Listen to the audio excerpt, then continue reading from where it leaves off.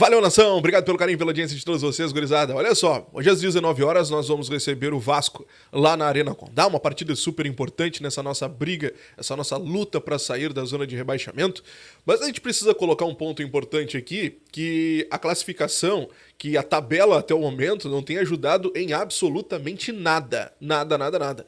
Desde ontem alguns jogos vêm acontecendo e os adversários ali da tabela, todo mundo pontuando. Olha só, alguns resultados até difíceis de imaginar. Por exemplo, o Palmeiras ontem perdeu para o Vitória no Allianz Parque por 2-0. Não tem muita lógica, né? O Juventude recebeu o Criciúma. Criciúma martelou o Juventude 2-1. Né? Olha só, a gente vai passando ali, vai vendo, porque hoje ainda tem mais partidas. Por exemplo, o Flamengo vai receber o Atlético Goianiense. Hoje o Atlético é o lanterna do campeonato, o Atlético tá com 12 pontos. Se o Atlético vencer, chega a 15, empata na pontuação com a gente. Empata com a gente. O Fluminense jogou agora há pouquinho, venceu o Red Bull Bragantino por 1-0 lá no Nabi Abichedi. Então, é outro resultado também que nos empurra mais para baixo na zona de classificação, porque o Fluminense nos ultrapassou, chegou a 17 pontos, e o Fluminense vem numa crescente bem legal agora com o Mano Menezes, tá? Então é importante o Grêmio ficar de olho no Fluminense, ficar de olho nos seus adversários também. O Grêmio precisa de resultados. Os jogos são importantes, os jogos são difíceis, a mão amiga daqui a pouco já vai começar a pegar, já tá pegando, pegou muito no último jogo, mas o Grêmio precisa se espertar também, porque senão a situação vai ficando complicada. Então, hoje ainda às 19 horas nós temos mais 2 jogos, no mesmo horário que o nosso, no caso, que também serão muito importantes. O Atlético Mineiro vai receber o Corinthians, outro adversário que nós temos ali naquela parte de baixo. O Cuiabá vai receber o Atlético Paranaense. Então assim, ó, é outro resultado. Por quê? Se o Grêmio vencer o Vasco... deixa eu botar a tabela pra ti. Olha só como é que tá a tabela de classificação.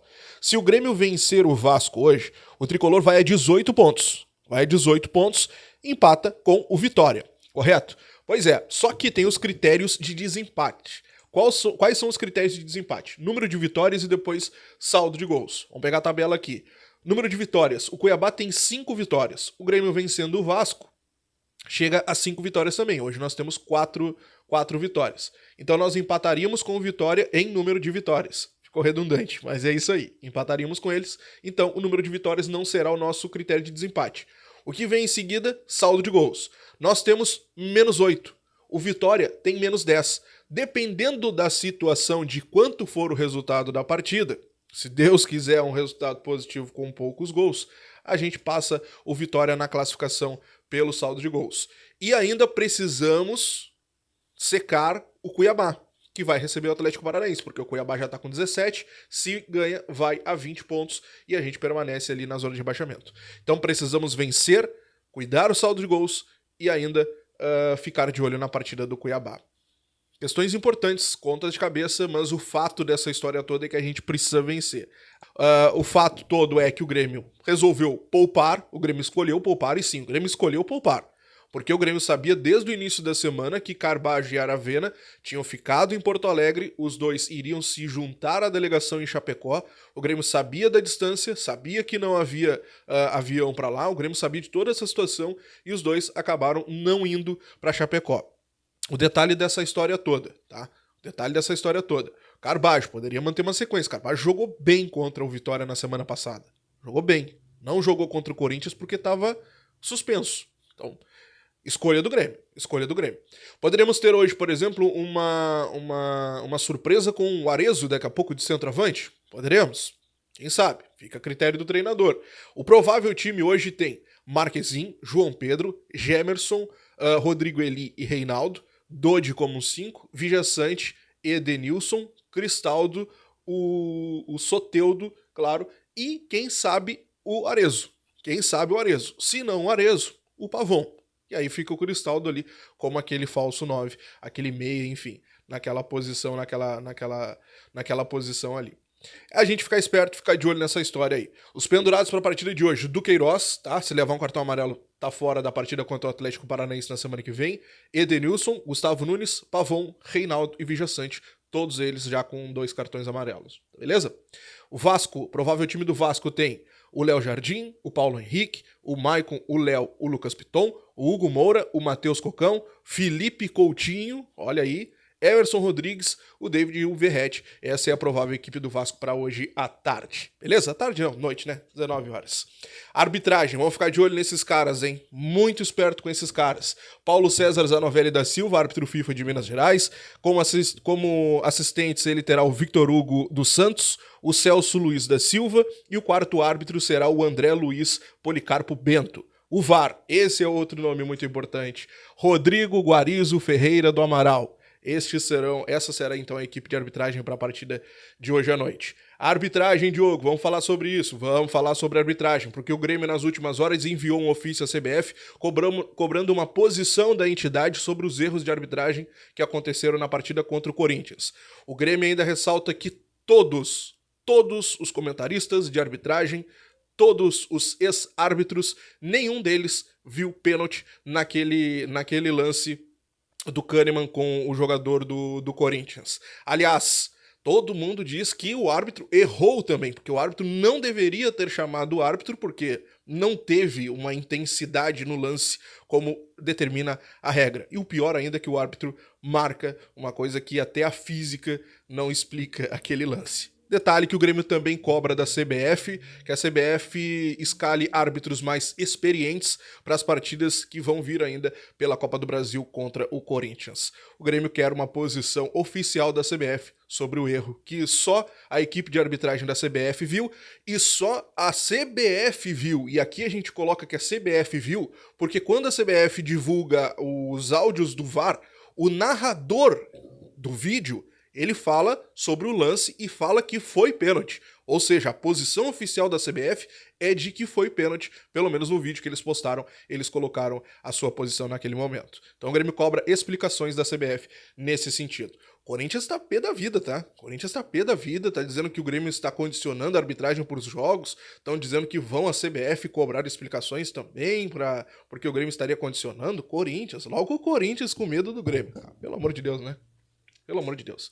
Gente, vamos falar sobre o Bright White. Muita gente tem questionado por que o Bright White não aparece. Ele está em Porto Alegre? Ele está treinando? Ele é jogador do Grêmio? Sim. Sim, Bright White está em Porto Alegre, está treinando no CT Luiz Carvalho. Aliás, a situação física dele espetacular, muito boa. O único ponto que pega na história do Bright White é o ritmo de jogo. Isso aqui é mais do que normal, ele tá bastante tempo sem jogar, né? Então o ritmo de jogo é o grande problema do Bright White neste momento. Mas ele é jogador do Grêmio, passou nos exames, assinatura de contrato. O grande problema dessa história toda é o visto para ele poder trabalhar no Brasil. Como ele é um jogador dinamarquês, essas questões burocráticas demoram, tá? Demoram. Então o Grêmio só corre contra o tempo agora para poder regularizar o jogador, fazer anúncio oficial, entrevista, aquela história toda que a gente já tá acostumado. O Grêmio quer fazer isso até terça-feira, para poder ter o Bright White à disposição para quarta-feira, caso o Renato queira, mas como ele tem ritmo de jogo abaixo, a tendência é de que ele não jogue, né? Forte tendência, inclusive, mas que ele fique à disposição principalmente para o jogo da volta contra o Corinthians na quarta-feira da outra semana, porque se ele não estiver no bid até terça-feira, ele não joga nem quarta agora, nem na outra quarta. Eu já expliquei para vocês aqui a questão das fases da Copa do Brasil. Só pode jogar o segundo jogo quem já estiver disponível por primeiro. E no caso, se ele não tiver na terça, 24 horas antes da partida de quarta-feira, ele não pode atuar em nenhuma das duas. Beleza? Mas, tá aí. Bright White tá aqui, tá treinando no CT, tá tudo certinho, tá? Gente, vamos falar sobre vendas e possibilidades. Mais um jovem da base tem chamado a atenção de clubes europeus, tá? O Shakhtar mandou para Porto Alegre uma equipe de scout para analisar o Vini Ferraz, atacante do sub-20 do Tricolor, 16 anos tem o guri apenas, tá? 16 anos e eles já mandaram uma equipe de scout para analisar os jogos do guri. O Grêmio tem uma multa com ele de 50 milhões de euros, está protegido ali com dá uns 300 milhões de reais pela cotação atual, e tem contrato até 2026. Imagina, 16 anos. 16 anos. Todo mundo vê esses jogadores aqui no Grêmio, só o Grêmio que, né, pelo amor de Deus, tem coisa errada aí, né? Tem muita coisa errada. Outra coisa que tem errada também, mais uma sinalização de proposta para o Gustavo Nunes. Proposta agora do Porto, uma sinalização de proposta do Porto, 8 milhões de euros. Uma proposta menor ainda do que foi a do Brentford no final da semana agora que a gente trouxe. Uma proposta de 10 milhões de euros. O Grêmio fez uma contraproposta ao clube inglês pedindo 20, que é o que o Grêmio quer receber, e aguarda um posicionamento. A proposta do Brentford e agora a sinalização do Porto são por 70% do passe do jogador. O Grêmio detém 80%, então o Grêmio venderia os 70% pelos valores que os clubes querem pagar, o Brentford por 10 e o Porto por 8, e ficaria ainda com 10% do passe dele numa futura venda. É claro que o Grêmio rejeitou e agora espera, no caso, a resposta da contraproposta do Brentford, mas no caso do Porto ainda não obteve um retorno. Detalhe sobre tudo isso, né, gente? O Grêmio está muito seguro com o Gustavo Nunes, o contrato dele vai até 2028, a multa dele chega ali a quase 500 milhões de reais, o Grêmio tem 80% do passe do jogador, tá jogando pra caramba, acho que ele deveria ter mais espaço, tá todo mundo vendo que é uma grande promessa, acho que o Grêmio deveria abrir um espaço a mais aí pro guri, porque vamos lá, por que tira o Pavon, mas não bota o Gustavo? Tem que meter outro, enfim. Ah, aquela novela, aquela velha novela que a gente já conhece. Te inscreve, deixa o like, ativa o sininho de notificações. Terminou a partida? Vai dali para as 21 horas, perdão, 21h05, né? Vem pra cá. Pós-jogo, coletiva, tudo a gente vai acompanhar aqui ao vivo. Grande abraço, até o próximo. Tchau.